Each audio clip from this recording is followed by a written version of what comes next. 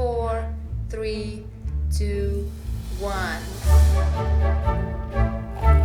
Tai sveikinu. 100 milijonų peržiūrų ir vienas pas. Reikia pakalbėti. Kas čia vyksta? Tu buvai režisierius, tu buvai wow! O dabar tu kažkokia namų šeimininkė, kurią aš turiu išlaikyti ir kuriai turiu mokėti dienpinigius. Mes su tėčiu Skiriatės?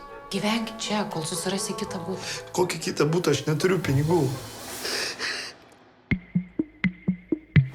Palauk truputį. Kelkis. Ką? Rusija užpuolė Ukrainą.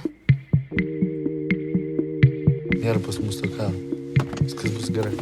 Ar aišku? Aišku. Galiu aš pas jūs pagyventi? Daug mano klasiokų priėmė pabėgėlius.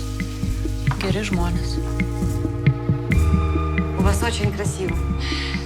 Didžiausios įmonės bėga iš Rusijos, tai mes turim daryti tą patį. Pavyzdžiui, Rusija režisieriai gerai gyvena, tu norėtum ten pabandyti? Kokia Rusija? Karas. Nekelk balso prie mamos. Ai, mes priėmėm ukrainiečių šeimą. Labai gražus ponis. Nepakanka lėšų. Jeigu toks žinomas menininkas sudalyvautų, tai mums dėl matomumo būtų super. Žinomas. Nu jo. O tai kas ten vyks, ką ten reikės daryti? Mama, žiūrėk, tėtį rodo.